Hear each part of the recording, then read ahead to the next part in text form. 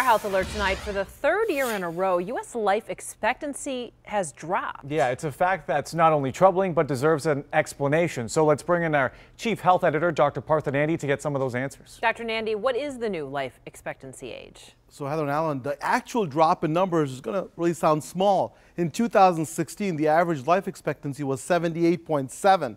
In 2017, that number dropped to 78.6. So that's a 0.1 decrease.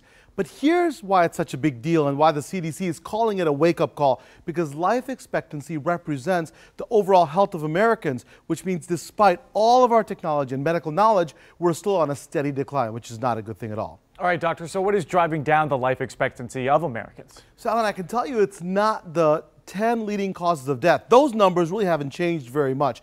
But drug overdoses and suicide rates have gone up. There were over 70,000 deaths due to drug overdoses last year alone. That's a 10% increase and the most deaths ever recorded in a single year.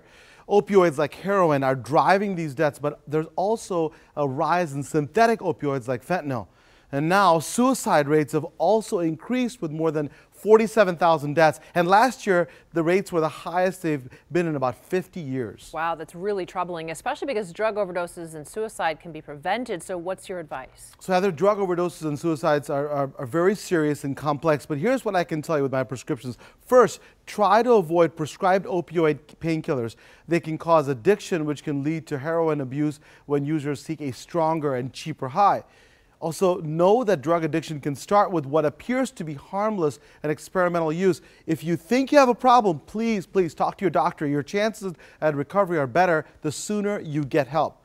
And when it comes to suicide, I'd like to have you all watch for signs. Depression is a common one, along with seeking isolation, giving up interest, things that you like to do, feeling hopelessness or despair, and showing self-destructive behavior, whether physically or verbally.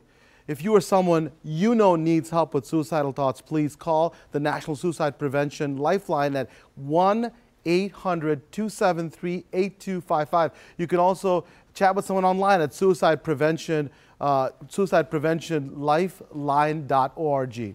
Yeah, some great advice there, Doc. Thank you so much. And if you have a question or health concern for the doctor, you can email him, Dr. Nandi at askdrnandi.com, or send it to us on Facebook or Twitter. And don't forget to tune in this Sunday at 1 p.m. for an all-new Dr. Nandi show. This week he's talking with several parents and experts on what we can do to raise healthy, well-balanced children.